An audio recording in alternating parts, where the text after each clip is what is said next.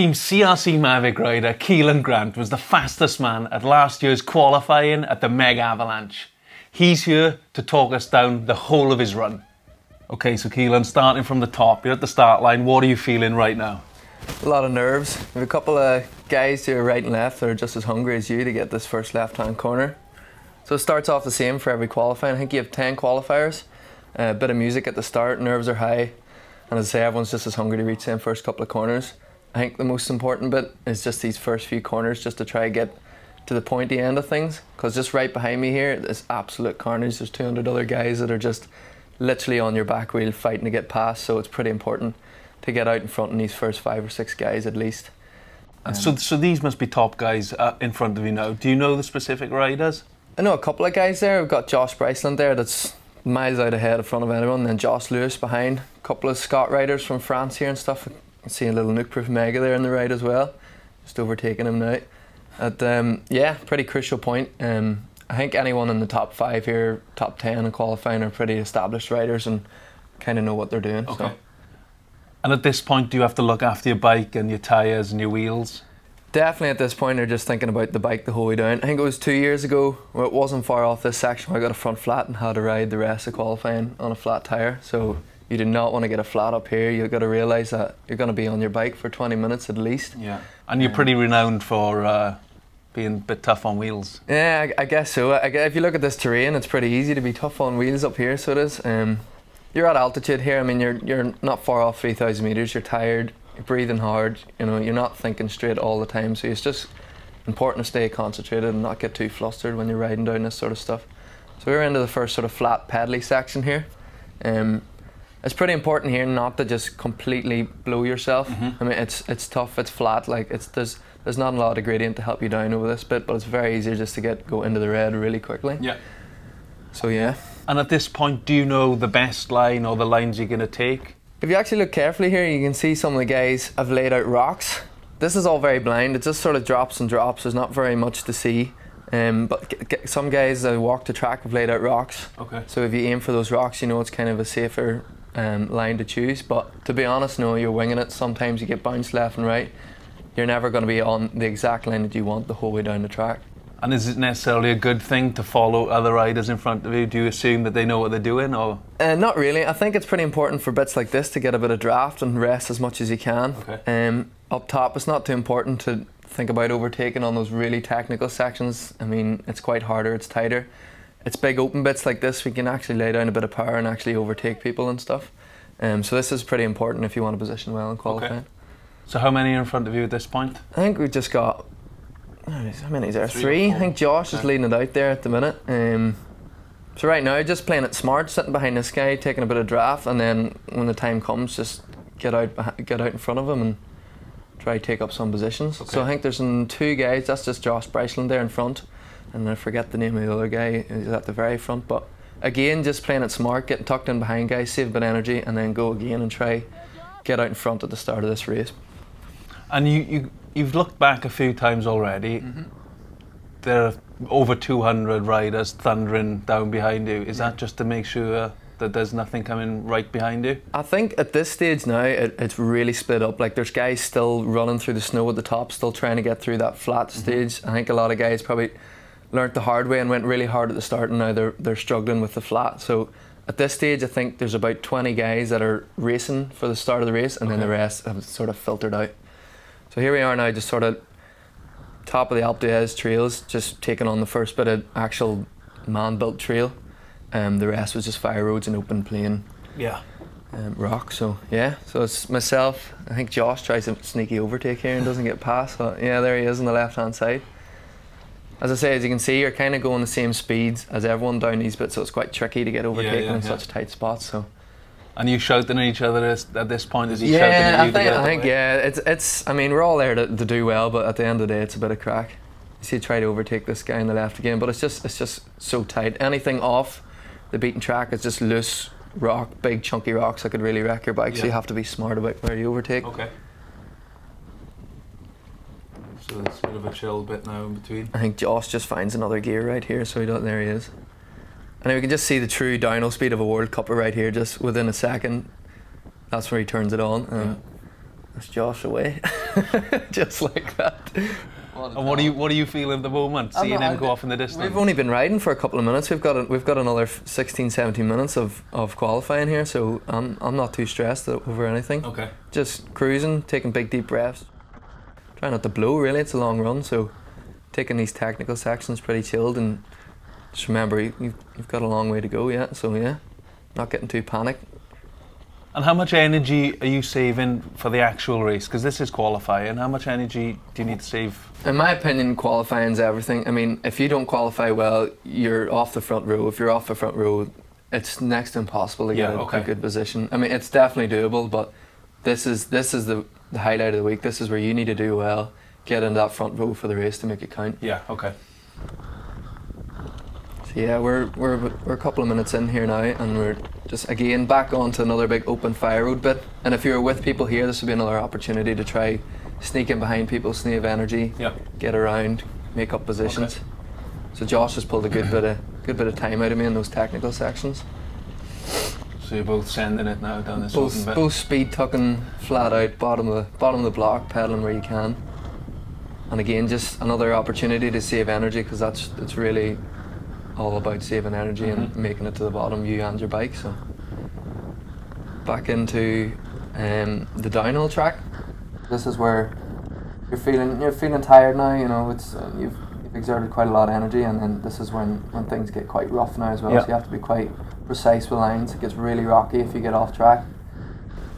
So yeah, we're just gonna full speed into the downhill track now. Straight in, no kissing.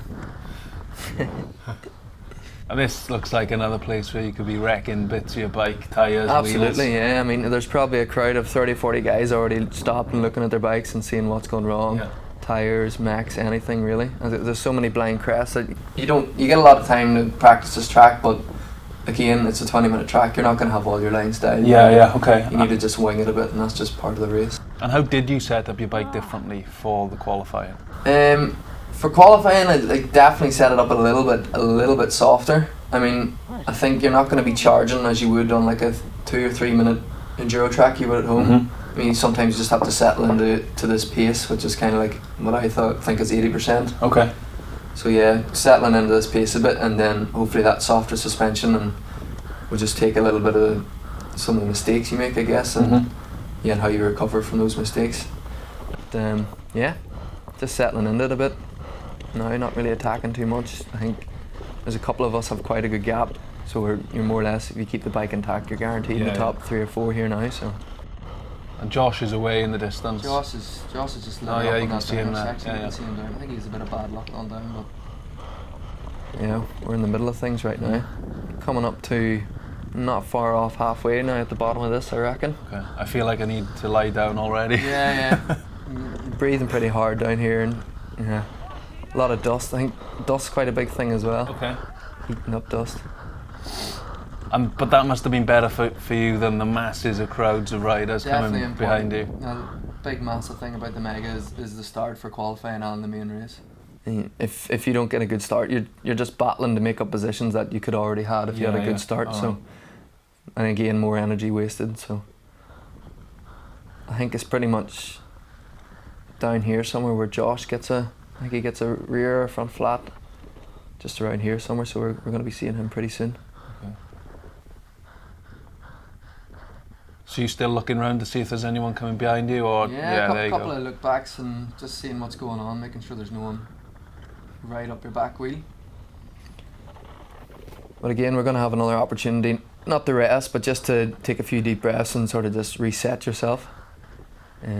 Just coming up here now, so another fire road section again. Like if you were battling out with guys, this would probably be the point now to do some overtaking. Okay. There's loads of lines down this, as you can see. Like there's a main line, and then every main line has like 3 or 4 different lines for riders to overtake and stuff on as well.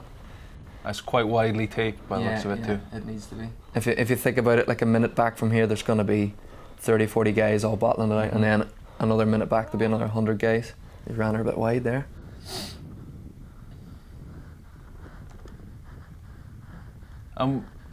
Was it always the case that you knew you were going to be out in front, so you didn't have to worry about like physical battles with other riders? This is the thing about the Mega. It's like so hard to have any expectations for it at all. Like, I mean, everyone wants to do well, everyone wants to win it, but I mean, so many things can happen. I mean, you know, there's sharp elbows battling with people all the time, so it's really a really unpredictable race, but such fun. I think we're pretty lucky here. A couple of the top guys got a good start, so we're more or less just riding the track by ourselves. Yeah. But if you could have a constant battle with you and 3 others for 20 minutes. It's just hard to know. So where are we going now? So it's kind of a bit of a pedal now on the uphill fire road. Doesn't look like much, but it's quite a bit of a drag, this. See Josh in the distance just cruising now. How's the body feeling at the moment? Do you arm pump? It's totally up to you if you want to get after it, or you can get stuck in and get completely after it, or you can just fold and let the altitude suck you up. But yeah, definitely a lot of arm pump. Just past Josh there on the left. A lot of arm pump. That might be the halfway mark, I'm not sure. Okay. Yeah, a lot of arm pump. You just have to really concentrate on breathing and try to get as much oxygen in as you can, because we're far from sea level right here. Okay, so what are we coming up to now? Where are these riders coming from? So yeah, as I said, I think there's 10 qualifiers, and this must be the qualifying in front. So these are the guys, the stragglers from behind. I think there's a bit of yapping and screaming done to get them out of the way. So, but they seem to be pretty good at pudging out the way. I think that's quite important in the mega. It's just, if you really are holding someone up, I mean, we're all here to have fun. There's no point ruining someone else's race. So I think it's quite important and friendly to pull over and let other people race as well. Yeah, I guess that's the spirit of the whole thing, isn't Absolutely, yeah. I mean, and not even that, you could cause a pretty bad accident too.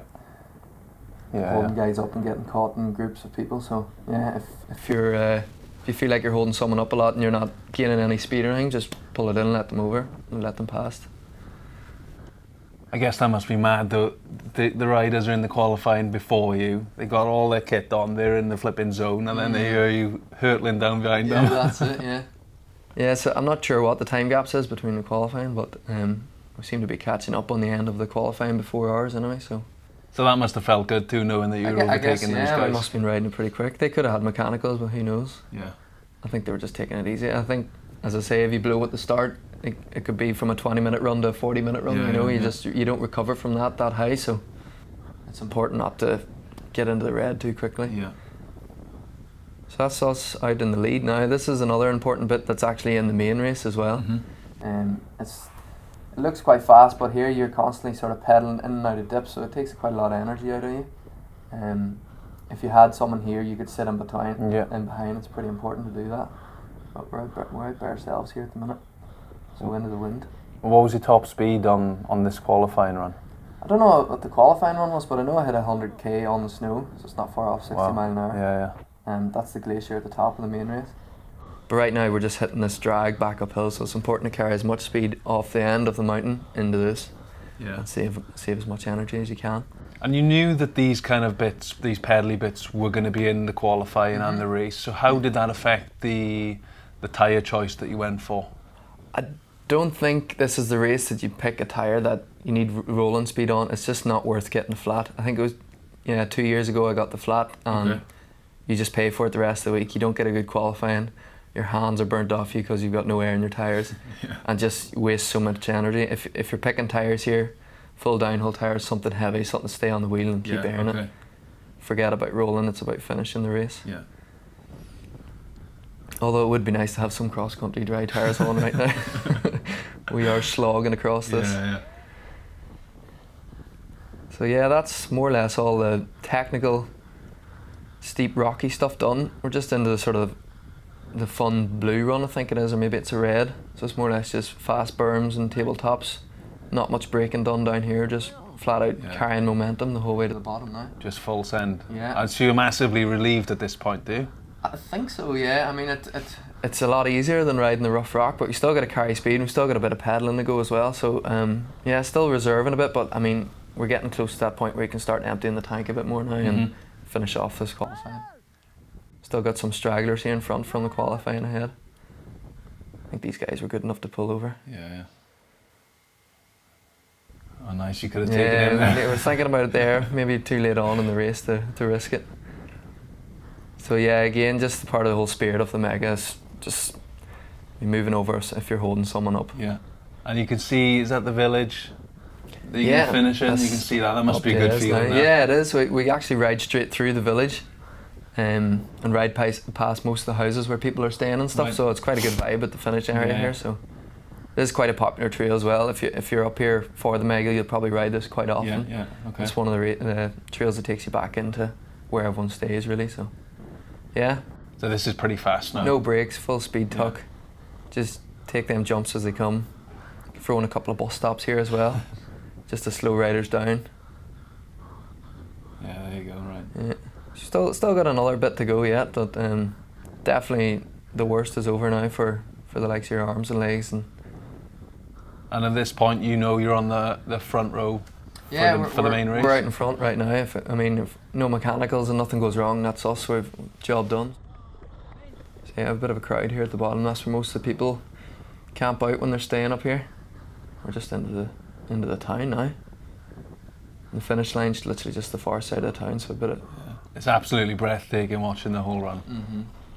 It's insane. I don't know if I've watched the full run yet. This might be the first time I've watched the full thing. Yeah, well out in front now, just finishing it off, empty the legs, why not? Yeah. More qualifying, I think this guy's a flat maybe, yeah. His bike didn't make it down. And again, like, you just lose minutes if that's the case, so it's pretty important to keep the bike intact. If you have inserts for the inside of your tyre, run them. It's definitely worth it. Just beef up that bike a bit. You're riding a long downhill track here and you're riding it tired, so. And clothing-wise, did you just run shorts, jerseys, the regular stuff? Yeah, jersey. Yeah, if you've got thicker knee pads, I mean, and you don't mind pedaling them, why not run them? Always wear a back plate anyway, and full face helmet's mandatory. So I think maybe because it's so open and exposed, maybe a tint in the goggles, especially when you're on the snow. So if you can run a tint in your goggles, that would, I think, help quite a lot. Yeah. You can get snowblind pretty easy up top, and then you're just left with blurry vision for the rest of the run. Yeah, I guess the less of that kind of stuff you have to worry about, the more you can concentrate on the ride. I mean, you're going to be on the bike for a long time. Tint mightn't be so good in here now, but that normally gets pretty black in there. But yeah, I think just the little things that will help you over a long period on the bike. And were you riding flats or you clipped in? No, clipped in here, always clipped in. Okay. Don't have the talent for flats. Here we are, yeah, that's literally all the dirt section done. Down off this little drop, we turn right, and that's us. If this is where a lot of people battle it out for the last little remainder of positions. You have a couple of guys pedaling up, some guys get caught up in with each other and fall on the tarmacs, happened plenty of times. And that must have been an awesome feeling, that was the first guy across the line. That's it, job done. Went there to win and we done it, so main row, main event. I think it's the top 35 get into the main event out of the qualifying, and then the way it works is the top 2 from each qualifying get the front row. Yeah. Second and fourth get second row, and so on until you're at the back of the main event. But yeah, job done, qualifying finished. Brilliant. Last little climb. Feeling good, stoked with yourself, absolutely wrecked, but one day to recover and then on to the main field. Yeah, and there's the finish line, brilliant. That's us, yeah, job done. What was the first thing you did once you got off the bike? I was running around looking for water. Haven't drank in half an hour. I've got dust in my mouth and haven't had much air. Yeah, just water. Brilliant. Well, thanks very much, Kelan. No bother, yeah. I'm going to go and have a sit down after that.